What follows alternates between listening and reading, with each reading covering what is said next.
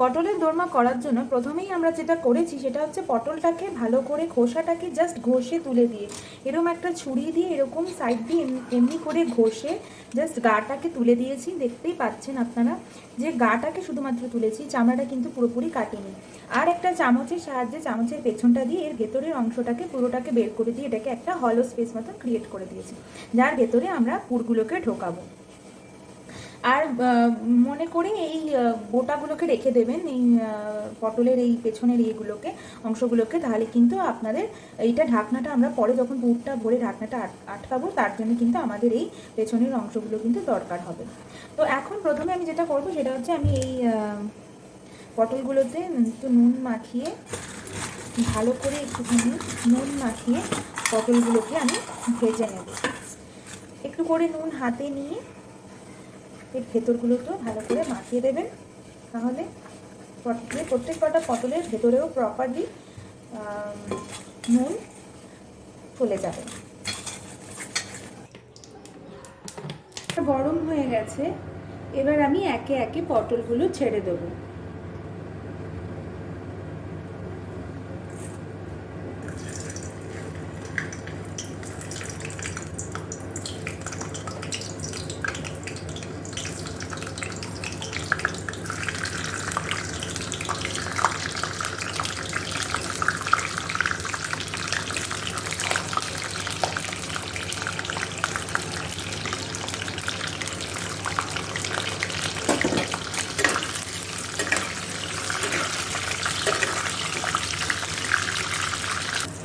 দেখতেই পাচ্ছ আমার পটলগুলো লাল করে ভাজা হয়ে গেছে, এবার আমি পটলগুলোকে একে একে তুলে নেব।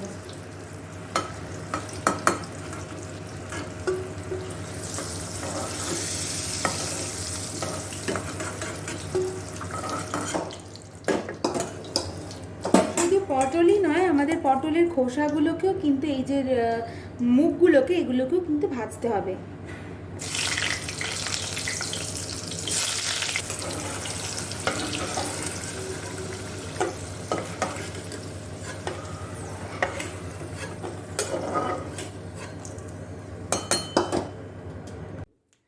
এবার দেখিয়ে দিই পটলের দোরমার পুর বানানোর জন্য আমাদের কি কি লাগবে। যেহেতু আমরা এটা আমিষ পটলের দোরমা করছি, তো তাই জন্য আমি নিয়েছি চিতল মাছ, 3খানা চিতল মাছ আমি ফ্রেশভাবে ধুয়ে নিয়েছি। আর আমার লাগবে এখানে মশলার মধ্যে লাগবে লাল লঙ্কার গুঁড়ো, হলুদ গুঁড়ো, জিরে গুঁড়ো আর ধনে গুঁড়ো। এগুলো আমি পরিমাণ মতন ব্যবহার করব। আর লাগবে আমার পেঁয়াজ কুচি, রসুন কুচি, আদা কুচি, আদা বাটা, রসুন বাটা অ্যান্ড পেঁয়াজ কুচি। আর লাগবে চিনি অ্যান্ড নুন। এই হচ্ছে আমার উপকরণ। এবার এগুলো আমি আমার পরিমাণ মতন ব্যবহার করব। প্রথমে আমি মাছটাকে এমনি ভেজে নেব, শুধু একটুখানি নুন দিয়ে আমি মাছটাকে ভেজে নেব, কোনো রকম হলুদের ব্যবহার কিন্তু আমি এখানে করব না। চলো দেখে নিই।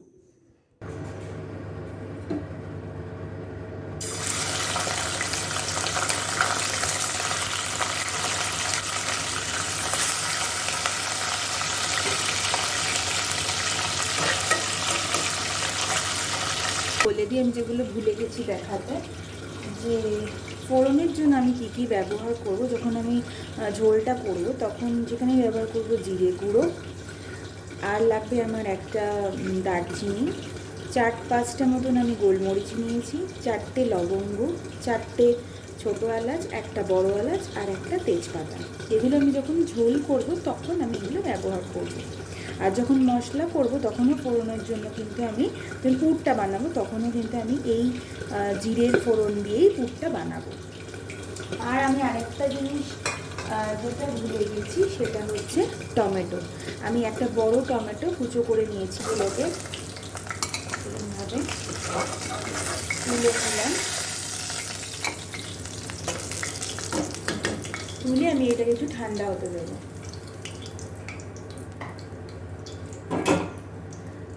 এবার আমি পুর বানানোর জন্য প্রথমে আমি যেরকম বললাম ফোড়নে দেবো আমি জিরে, আমি একটু জিরে ফোড়ন দিয়ে দিলাম।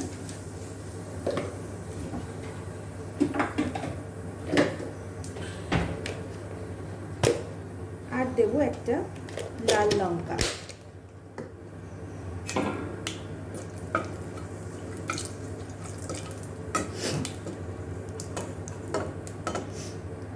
যখন মশলার গন্ধটা সরে যাবে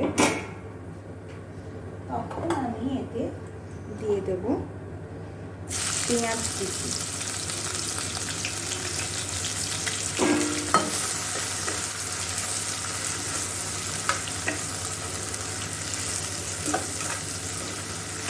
এগুলো গোল্ডেন ব্রাউন ভাবে ভাজা হয়ে গেছে।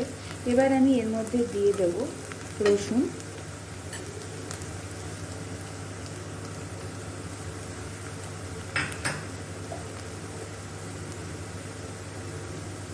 আর দেব আদা,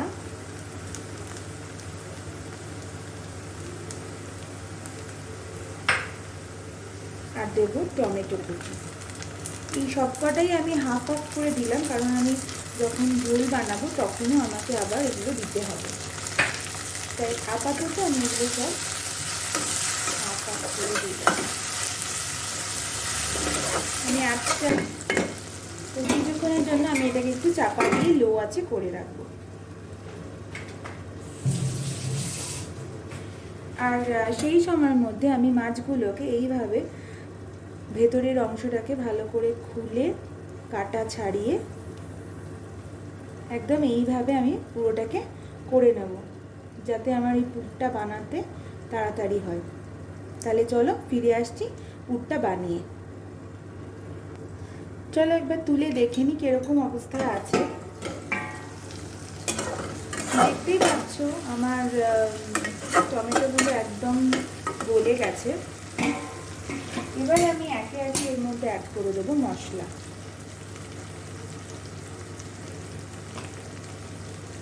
লাল লঙ্কার গুঁড়ো দিলাম, কাশ্মীরি মির্চটা, একটু হলুদ, 1 চামচ জিরে, আর 1 চামচ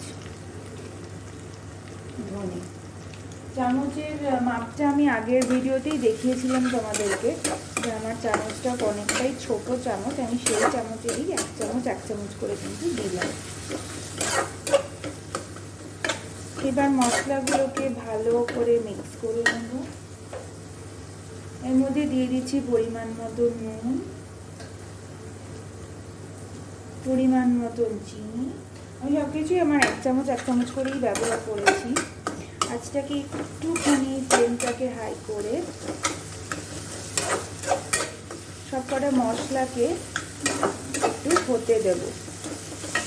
আমি অল্প একটু পরিমাণ মতন জল দেব, যাতে এই মশলাগুলো একে অপরের সাথে একদম মিশে যায়, আমার সাথে গলে না যায়।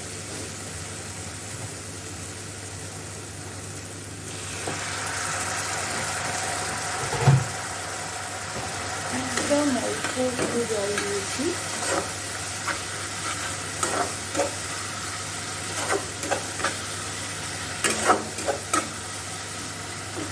একটুখানি লো আঁচে রাখবো, আমার এখনো একটা ফিনিশ হয়নি, তাই আমি সাইডে এটাও করবো। দেখতেই পাচ্ছ মশলা থেকে পুরো তেল ছেড়ে দিয়েছি, আর এখানে আমার মাছও আমি পুরো ছাড়িয়ে রেডি করে দিয়েছি। তো আমি মাছগুলো এর মধ্যে দিয়ে দিলাম। অনেকে এর মধ্যে কাজু, কিশমিশ কিংবা চিংড়ি মাছও দিতে পারো। আমার কাছেই অ্যাভেলেবেল ছিল না, তাই জন্য আমি শুধু ভেটকি মাছ দিয়েই করেছি। এবার আমি এটাকে একদম ভালোভাবে মিক্স করে নেব।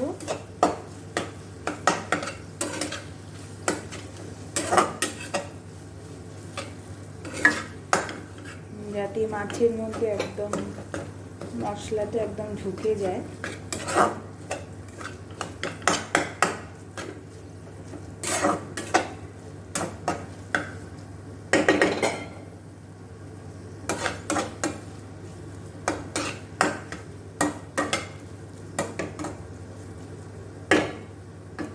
আর হালকা একটু গরম মশলা দেবো।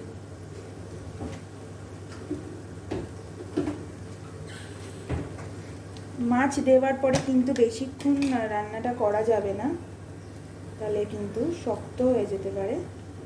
সেই জন্য মাছ দেওয়ার পরে আমি বেশিক্ষণ আর নাড়াচাড়া করবো না। আগুনের ফ্লেমটা বন্ধ করে দিয়ে আমি কিন্তু এটাকে নামিয়ে নেব। আমি পুরটাকে বানিয়ে ফেললাম, আর পুরটাকে এখন আমি এভাবে একটুখানি ঠান্ডা হতে দেবো। তারপর আমি পটলের মধ্যে কিন্তু ঢুকিয়ে পটলগুলোকে বানিয়ে নেব। দেখো এইভাবে আমি পুরগুলোকে ভেতরে ঢুকিয়ে নিয়ে, আশা করি দেখা যাচ্ছে যে এইভাবে আমি পুরগুলোকে ঢুকিয়ে নিচ্ছি মুখ অবধি। আর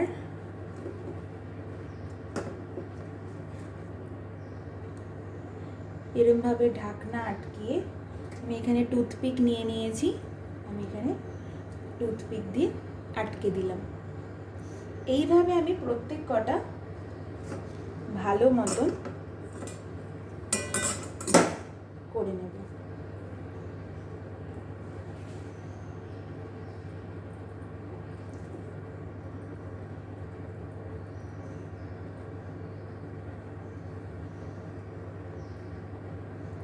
সেম কড়াইতেই আমি আবার একটুখানি তেল নিয়ে নেব।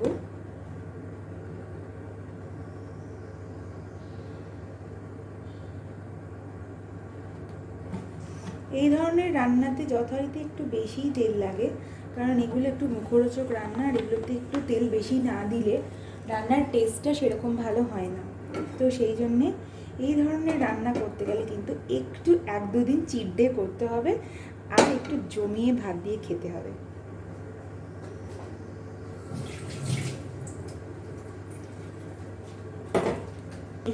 একটুখানি জানিয়ে দিই যে আমি কোনোভাবে আমার ভিডিওটা মিস হয়ে গেছে, তো তাই জন্যে আমি ফোড়নে তেল নিয়েছিলাম, তেলের মধ্যে সবকটা ফোড়ন যেগুলো তোমাদের দেখিয়েছিলাম সেগুলো দিয়ে, পেঁয়াজ দিয়ে, আর আদা রসুন বাটা দিয়ে এবং টমেটো দিয়ে আমি কিন্তু এগুলোকে বেশ লাল করে ভাজা ভাজা করে নিয়েছি। এবারে আমি এর মধ্যে দিয়ে দেবো মশলাগুলো। ঠিক আগের মতন প্রসেসে কোনো চেঞ্জ নেই, সেম জিনিস। লঙ্কার গুঁড়ো, হালকা হলুদ গুঁড়ো, ধনে গুঁড়ো আর জিরে গুঁড়ো, একদম এক প্রসেসে আমি সব মশলাগুলো দিয়ে দিলাম।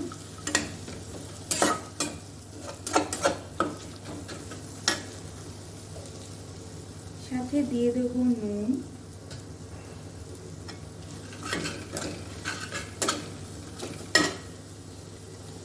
আর অল্প একটু চিনি।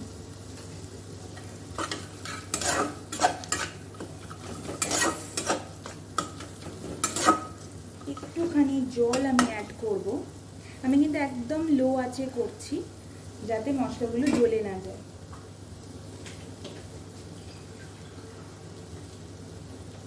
আমি একটুখানি জল অ্যাড করলাম যাতে মশলাগুলো একে অপরের সাথে বেশ ভালো মতন মিশে যায়।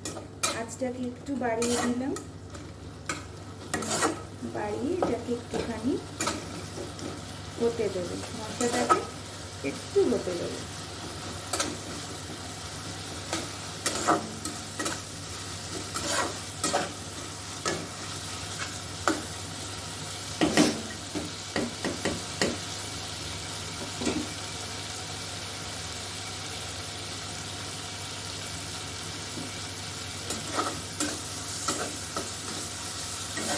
যখন দেখছো যে মশলার থেকে তেল ছাড়তে শুরু করে দিয়েছে, তার মানে মশলা আমাদের একদম রেডি। এবার আমরা এর মধ্যে দিয়ে দেবো জল, আর জলের মধ্যে দিয়ে দেবো পটলগুলো সেদ্ধ হতে। চলো দেখে নিই। তো যারা যতটা ঝোল রাখতে চাও সেই মতন প্রত্যেকে কিন্তু জল দিয়ে দেবে, আর একদম কমও দিও না, যাতে পটলগুলোকে পটলগুলো পুরোপুরি ডুববে আর পুরো সেদ্ধ হবে, সেরকম জল অন্তত নিতেই হবে। তারপরে আস্তে আস্তে পরে তুমি ঝোলটাকে টানিয়ে নিতে পারো। তো আপাতত আমি এরকম একটা কনসিস্টেন্সির ঝোল রাখলাম। আর এবার একটুখানি টাইম দেবো ঝোলটাকে একটুখানি ফুটে উঠতে। একটুখানি যখন ফুটে উঠবে তখন আমি আমার পটলগুলোকে একে একে দিয়ে দেবো। আমার ঝোলটা কিন্তু ফুটে উঠেছে। এবার আমি আঁচটাকে কম করে দিয়ে এর মধ্যে আমি আমার পটলগুলোকে একে একে দিয়ে দেব।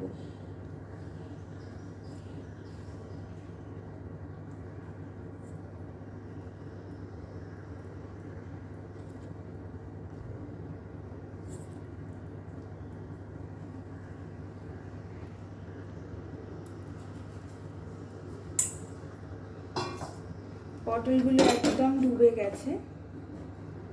এবারে আমার আঁচ থাকবে লোতে, আর আমি এটাকে দিয়ে দেবো ঢাকা। সেদ্ধ হোক, 5 থেকে 6 মিনিট অন্তত সময় লাগবে পুরো পটলটাকে সেদ্ধ হতে। তারপরে আমরা আবার খুলে দেখব কেমন হলো আমাদের রেসিপিটা। 5 মিনিট হয়ে গেছে, চলো দেখে নিই আমাদের পটলের কীরকম অবস্থা। পটলের ঝোল ফুটে উঠেছে এবং গা দিয়ে তেল ভেসে উঠেছে, তার মানে পটল কিন্তু আমাদের একদম রেডি হয়ে গেছে। এবার শুধু আমি এর লাস্ট ফিনিশিং করব একটুখানি ঘি আর একটু গরম মশলা দিয়ে।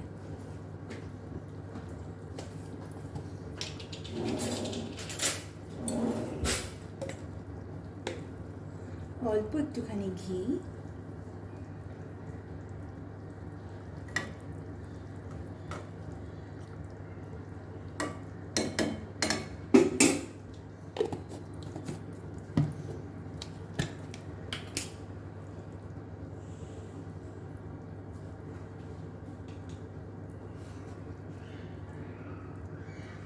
অল্প একটু গরম মশলা, ব্যাস একদম রেডি আমাদের ভেটকি মাছের পটলের দোরমা। একটুখানি নেড়ে আমি এটাকে নামিয়ে নেব। নামিয়ে নেওয়ার পরে আমি দেখাচ্ছি তোমাদেরকে কীরকম হলো আমার পটলের দোরমা। দেখো আমি প্লেটে নামিয়ে নিয়েছি আমার পটলের দোরমা। দেখতে কিন্তু একদম দারুণ হয়েছে, আর আশা করি খেতেও ততটাই ভালো হবে।